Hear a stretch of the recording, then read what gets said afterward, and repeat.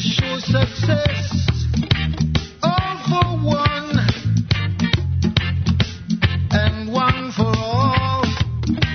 Unity means solidarity. United we stand, divided we fall. Unity, please don't desert me. You're the sweetest honey from the honeybee. Unity, unity, please don't desert me. We need your sweetness like the core of the honeybee. So please hear my plea. Unity, please don't desert me. We need your sweetness like the comb of the honeybee. Hear my plea. Unity.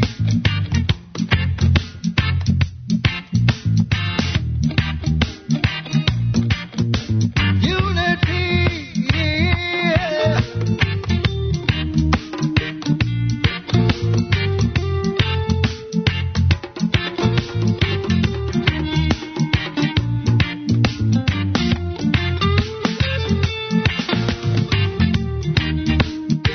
Welcome, ladies and gentlemen, to the Vinny Eastwood Show on AmericanFreedomRadio.com and incidentally the VinnyEastwoodShow.com, the lighter side of genocide, because in a world so full of chaos and madness, if you lose your sense of humour, you're quite likely going to go friggin' nuts.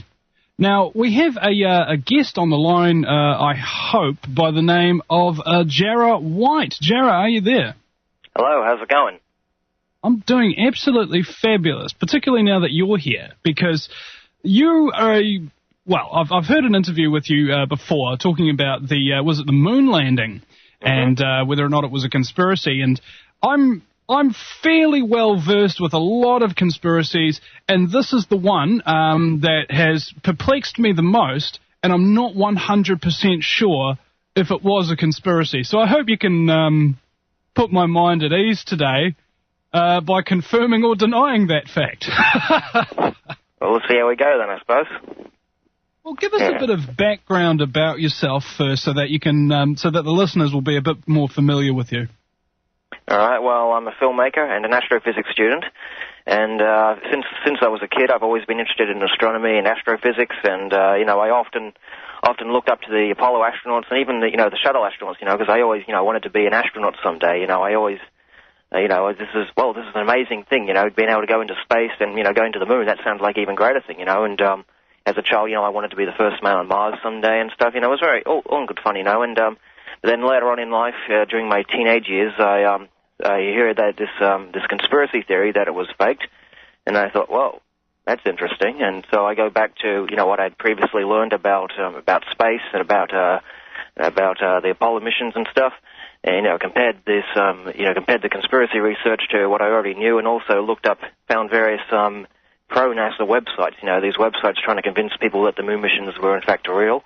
But, while I was reading through these sites, comparing it to the data I already had and the data I had since learned and stuff, it quickly became clear to me that these pro-NASA websites were not so much trying to convince people, but rather manipulate their readers, and in doing so, putting out this pseudoscience claptrap, trying to prop up the official government line, and ultimately, what's the word I'm looking for? Character assassinate anyone who thinks otherwise. And so it finally started, well, it's time for someone, to stand up and show these pro-NASA websites for the propaganda that they are. And so I started writing up this long essay. It was originally supposed to be for download off the Bill Casing tribute website. Bill Casing, he was the first guy to come out of the closet and say it was fake. He worked at Rocketdyne, which was one of NASA's contractors during the Apollo missions and stuff. And well, he was there during the planning stages and stuff. And he later came out and said it was all faked. Anyways, this document I was writing was supposed to be for download off that website, but eventually it was the size of a phone book, and I said, well, it's too huge, so why not just adapt it into a video series? I take one subject out of there and make it a little documentary about it, then do another one, then another one, and that's how the moon fakers theories came about. Well, if that's how they came about, the real question then is, where are they going? Does the conspiracy theory of the falsified moon landing, is it gaining traction, or is it just basically the same place it always was, resigned to the fringes? And because I like to talk about everything, and for some reason, I feel that gives me some kind of a balance if you just at least talk about everything and not refuse to look at the evidence. Well, there has been a whole lot of new developments being made. Like, for example, recently, as you might have known, the NASA they tried to disprove the moon mission. Well, tried to disprove the conspiracy theories by sending up their lunar reconnaissance orbiter. But they say, it's found the artifacts that are supposedly on the moon. But all we see in these pictures are little blurred pixels that don't really show much of anything. And furthermore, just recently, NASA announced that come the end of this month, they're going to declare that the Apollo landing sites are going to be no-fly zones. No-fly zones. They don't want anyone flying around there anymore. Any unmanned probes or future missions to anything like that. They don't want anyone flying around the Apollo sites. So, supposedly because they don't want to damage the historical artifacts. We can't have them have future missions crashing or spraying rocket exhaust all over them and stuff, so you can't fly there anymore. That's what their plan is, basically. And so more likely, they don't want anyone to go in there because, there's nothing up there, really. They don't want any unmanned missions to go there, and unmanned,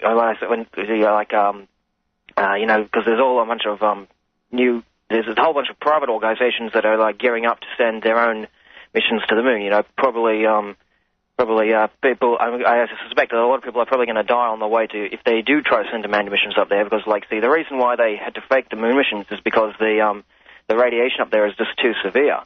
The guy who first discovered James Van Allen, he was sending up raccoons up into the radiation belts, the Van Allen radiation belts, and his instruments, they would just get jammed by the radiation because there was just, so much up there. And he declared that... Hold on. Before you continue, what is the Van Allen radiation belt? Oh, okay. There's these, as you might know, the Earth has a magnetic field, right? And there's, in this magnetic field, there are two belts of radiation. Radiation, like protons and electrons and stuff like that. And so what happens is that these belts, they circle the Earth, right? And they start at about 1,000 kilometers up, and they extend for another, they end at about 25,000 kilometers. And you see, to get to the moon, you would have to travel through this radiation. And in the beginning, James Van Allen, he stated that this radiation is so severe that we must keep humans out of here, because we can't shield our astronauts from this type of radiation, So we have to stay away from them. We have to stay below this thing, or launch from the radiation-free zone over the poles. But of course, they didn't launch from the radiation-free zone over the poles. They launched from the equator. And to get to the moon, you have to speed up the spacecraft, which would just fling you straight out of Earth orbit and straight into the belts.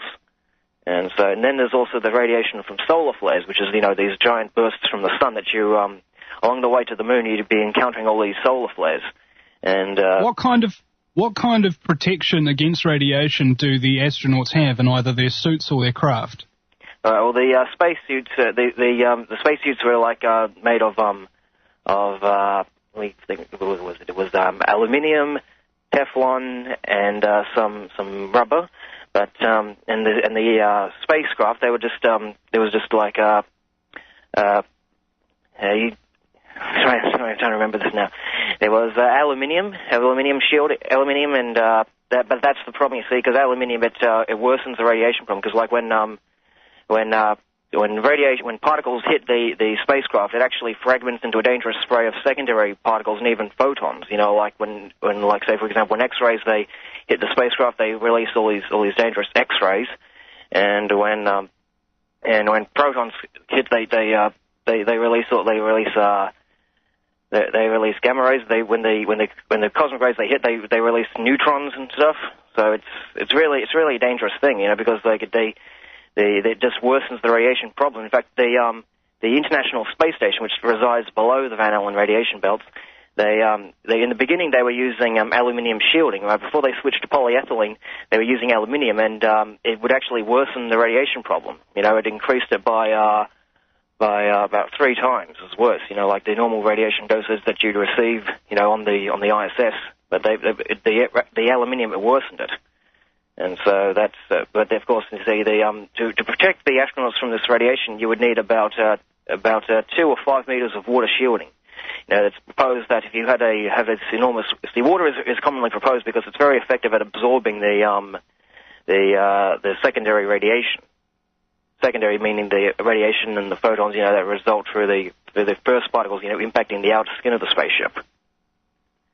And of course, NASA they didn't have this stuff on the Apollo spacecraft. You know, it would have been too heavy to lift. And there are other proposals for shielding astronauts. Say, for example, giving the spacecraft its own magnetic field, or electrifying the outer walls to 10 billion volts to repel away the particles. But those proposals are still under study. You know, it's unlikely they'll be ready anytime soon. And so the whole point is, you know, they had no shielding. How did they do it?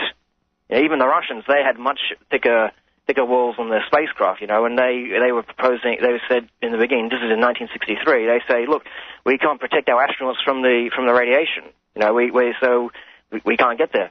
That's what they told Sir Bernard Lavelle, who was this British astronomer. He was told that by the Russians during his visit there, and they said, well, we can't shield our astronauts. Go tell NASA that. And he did, and so that's just the way things went, really. They never really solved this radiation problem. In fact, one of the shuttle astronauts, which is named James Van Hoften, he actually wrote a document with his committee saying that the radiation on the moon is so severe that we won't be able to get back there anytime soon. Quote, get back there. You know, if it was such a hazard, how did you get there in the first place? In fact, he proposes, because it's so severe, he proposes actually parking. You see, they got this new pressurized rover, what they're planning to bring on supposed future missions. They say, look, it's so severe, we're going to have to park this new pressurized rover inside a lunar cave, you know, to hide from the radiation. So hold on a second, I've got a question. If these people did pass through these radiation belts, wouldn't they have suffered some form of cancer coming back? Like has Buzz Aldrin or any of the other alleged Apollo astronauts suffered from cancer in their time? None of the astronauts have shown any cancerous effects, but the main issue would be actually dying from this radiation, because that's how severe it was. What we use to measure the amount of radiation a person is absorbing, we use what's called REM. You see, now to die, you would need to absorb 500 REM, and the minimal dose in the Van Allen radiation belts is 312.5 REM per hour. You know, they spent supposedly an hour going there and an hour coming back, and then you've got all these other solar flares, you know, which deliver from 25 rem per hour to 100 rem per hour, depending on how severe they are.